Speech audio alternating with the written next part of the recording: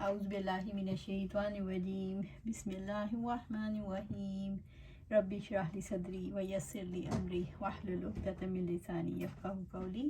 ہم دیکھ رہے تھے استقامت والے کلمہ طیبہ کی برکات میں سے ایک یہ ہے کہ مومن کسی حال میں بھی نہیں گھبراتا۔ وہ مصائب اور مشکلات کے دور میں بھی اللہ تعالیٰ پر بھروسہ رکھتا ہے، ثابت قدم رہتا ہے اور استقلال سے سب کچھ برداشت کر جاتا ہے، اور آخرت میں تو اسے بینہ ہی وہی حالات و مناظر پیش آئیں گے جن پر وہ پہلے ہی ایمان رکھتا تھا، لہٰذا وہاں بھی اسے گھبرانے کی کوئی وجہ نہ ہوگی، اور اس کلمہ کی برکت سے وہ وہاں بھی ثابت قدم رہے گا انشاءاللہ۔ آپ صلی اللہ علیہ وآلہ وسلم نے فرمایا، میت جب قبر میں دفن کی جاتی ہے تو پسماندگان کے واپس لوٹتے وقت جوتوں کی آواز سنتی ہے۔ اگر میت مومن ہو تو اسے قبر میں کہا جاتا ہے بیٹھ جاؤ، وہ بیٹھ جاتا ہے اور اسے سورج غروب ہوتا دکھایا جاتا ہے، اور پوچھا جاتا ہے کہ وہ شخص جو بہت پہلے تمہارے ہاں محبوس ہوئے ان کے بارے میں تم کیا کہتے تھے، اور تم ان کے بارے میں کیا گواہی دیتے ہو؟ مومن آدمی کہتا ہے ذرا بیٹھو، مجھے نماز اثر ادا کرنے دو، سورج غروب ہونے والا ہے۔ فرشتے کہتے ہیں بے شک تو دنیا میں نماز پڑھتا رہا، ہم جو بات پوچھ رہے ہیں اس کا ہمیں جواب دو۔ بتاؤ وہ شخص جو پہلے بہت تمہارے درمیان محبوس کیے گئے ان کے بارے میں تم کیا کہتے تھے اور کیا گواہی دیتے تھے؟ مومن آدمی کہتا ہے وہ محمد صلی اللہ علیہ وآلہ وسلم ہے، میں گواہی دیتا ہوں کہ وہ اللہ کے رسول ہیں اور اللہ تعالیٰ کی طرف سے حق لے کر آئے ہیں۔ تب اسے کہا جاتا ہے اسی عقیدے پر تو زندہ رہا، اسی پر مرا، اور انشاءاللہ اس عقیدے پر اٹھے گا۔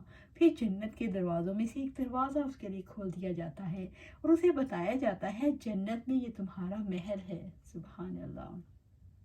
اور جو کچھ اللہ تعالیٰ نے جنت میں تمہارے لیے تیار کر رکھا ہے وہ بھی دیکھ لو۔ یہ سب کچھ دیکھ کر اس کے شوق اور لذت میں اضافہ ہو جاتا ہے۔ پھر اس کی قبر 70 ہاتھ یعنی 105 فیٹ یا 35 میٹر کھلی کر دی جاتی ہے اور اسے منور کر دیا جاتا ہے۔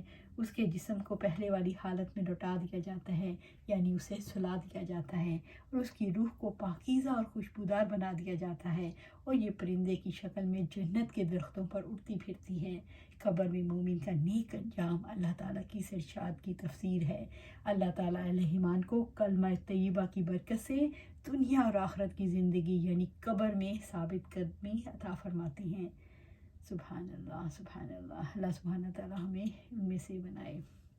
اللہم اجعلنا منہم، اللہم اجعلنا منہم۔ اللہ رب العزت کی یاد اور اس کا ذکر الہی استقامت کے لیے مددگار ہے۔ رب العزت نے فرمایا یا ایھا الذین آمنوا اذا لقیتم فئۃ فاثبتوا واذکروا اللہ کثیرا لعلکم تفلحون۔ سورۃ الانفال۔ اے لوگو جو ایمان لائے ہو، جب تم مد مقابل ہو کسی گروہ کے تو ثابت قدم رہو اور اللہ تعالیٰ کو کثرت سے یاد کرو تاکہ تم فلاح پاؤ۔ نصیحت پر عمل کرنے والوں کو ثبات نصیب ہوتا ہے، اور اگر واقعتاً اس پر عمل کرتے جس کی انہیں نصیحت کی جاتی ہے تو یقیناً ان کے لیے بہت بہتر اور زیادہ ثابت قدم رکھنے والا ہوتا۔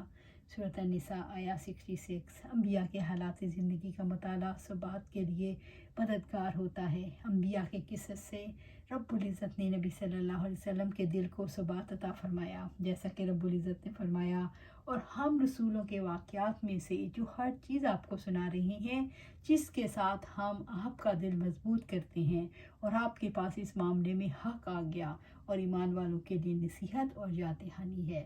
دین پر استقامت کی برکتیں۔ استقامت کی برکت سے فرشتے حوصلے دیتے ہیں، نہ ڈرو، نہ خوف کھاؤ، بلکہ جنت کی بشارت سے خوش ہو جاؤ۔ ان الذین قالوا ربنا اللہ ثم استقاموا تتنزل علیہم الملائکۃ الا تخافوا ولا تحزنوا وابشروا بالجنۃ التی کنتم توعدون۔ یقیناً جن لوگوں نے کہا کہ اللہ ہمارا رب ہے پھر وہ ثابت قدم رہے، ان پر فرشتے اترتے ہیں کہ نہ ڈرو اور نہ غم کرو، اس جنت کی بشارت سے خوش ہو جاؤ جس کا تم سے وعدہ کیا جاتا تھا۔ حامیم سجدہ۔ استقامت کی وجہ سے اللہ تعالیٰ غم اور خوف سے بچا لیتے ہیں۔ ان الذین قالوا ربنا اللہ ثم استقاموا فلا خوف علیہم ولا هم یحزنون اولئک اصحاب الجنۃ خالدین فیہا جزاء بما كانوا یعملون۔ सूरत अल-अहकाफ। यकीनन जिन लोगों ने कहा कि अल्लाह हमारा रब है फिर साबित कदम रहे तो उन पर ना कोई खौफ है और ना वो गमगीन होंगे। यही लोग जन्नत वाले हैं, उसमें हमेशा रहने वाले हैं, उन अमाल की जज़ा में जो अमल किया करते थे। याद रखें, इस्तिकामत से मुराद अल्लाह ताला और उसके रसूल सल्लल्लाहु अलैहि वसल्लम की अताअत को लाजिम पकड़ना और इस पर दवाम इख्तियार करना है। उमर फ़ारूक रज़ी अल्लाह ताला अन्हो इस्तिकामत के बारे में फरमाते हैं, अहकामात और मनहियात पर साबित कदम रहना और लोमड़ी की तरह मकरो फ़रेब से काम न लेना, यानी अवामिर के बजा लाने और नवाही के तर्क करने पर कोई ना कोई बहाना ढूंढना, इस्तमरा बजा लाना यानी कि कोई ना कोई हीला बहाना ढूंढना। इस्तिकामत जामे कलमा है जो तौहीद और अमर नवाही पर इस्तिकामत और उसी तरह के फ़राइज़ की अदायगी और अल्लाह ताला की मोहब्बत और उसकी अताअत और फरमाबरदारी लाजिम पकड़ना, मासियत को छोड़ना और अल्लाह ताला की हकीकी बंदगी इख्तियार करने का नाम है। कोई सवाल करना चाहें?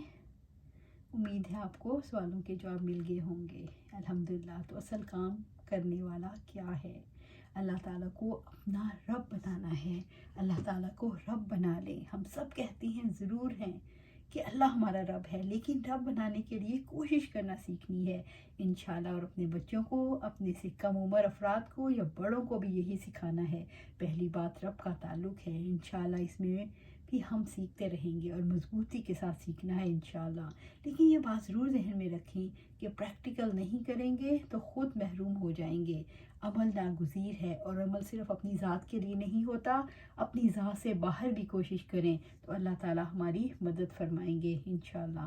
अल्लाह सुब्हानहू तआला से दुआ है कि हमें इस्तिकामत वाला बनाए, हमें कुरान और सुन्नत पर अमल करने वाला बनाए और इस पर इस्तिकामत अता फरमाए। आमीन या रब्बिल आलमीन।